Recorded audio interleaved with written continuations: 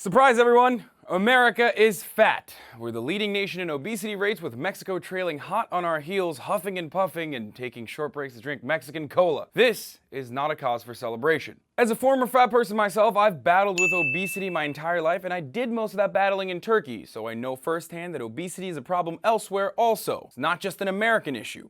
But what's different is the sheer, for want of a better word, volume of the problem here. Right now, 1 in 3 adults and 1 in 4 children in the US are obese. Now, before I get started, I want to make something clear for everyone who will undoubtedly be upset with me, since this is a sensitive subject. The National Institute of Health defines obesity as precisely, although not entirely accurately, as body mass index, or BMI, of 30 or higher. Now, BMI is calculated by dividing a person's height in meters by a person's weight in kilograms, or by simply Googling BMI calculator. Now, this is a simple yet super old school method, so even though it's an easy number to calculate, it's not necessarily the best method for evaluating actual obesity.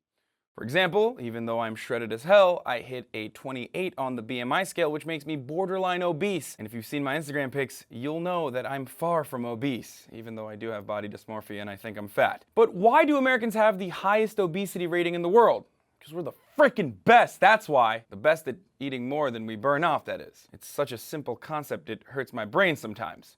But there's a little bit more to it than that. Americans eat out a lot. More than half of our food expenditure goes directly to restaurants and to-go meals. According to Bloomberg, for the first time ever in 2015, Americans approximately spent more money eating away from home than on groceries. Of course, it's not impossible to eat healthy when you dine out, but it is unlikely. And not just because the unhealthy options are more appetizing, but because these days even a salad has as many calories as a fucking burger. For example, at Cheesecake Factory, a favorite place of mine, Drake's, and a bunch of other celebrities, a Caesar salad with chicken has 1,510 calories. That's the equivalent of almost 3 Big Macs, okay?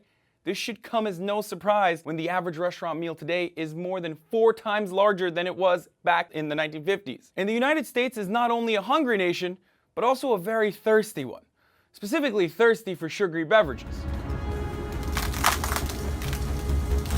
According to Euromonitor, Americans are world leaders when it comes to per capita sales of soft drinks, with Mexico following closely, which, as I've mentioned before, also happens to be the same when it comes to obesity rates. Seems like there's a pattern here. Now, some articles also on this topic point the pudgy finger of blame for the obesity epidemic at meat consumption. However, the evidence does not support this argument. According to the USDA, in terms of daily average caloric intake, meat, eggs, and nuts consumption has remained pretty steady since the 70s, especially when compared to the huge increase in Americans' consumption of sugars, sweeteners, added fats, and flour. And those things are really bad for you, unless you take it in moderation. And one reason why our consumption is skewed this way is because of the way certain foods are priced.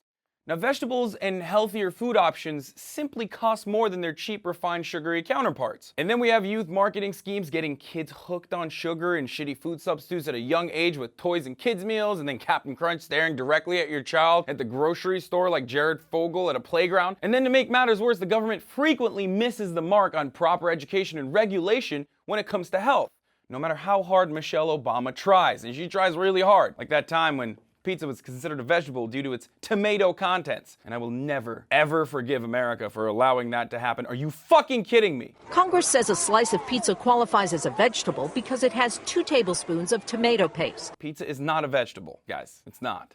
That's like a meme, basically. Now, this is not completely a lost cause. There are solutions to this obesity problem that range from taxing junk food the same way we tax cigarettes to issuing health warnings on foods with high sugar content. I think San Francisco is about to start doing that.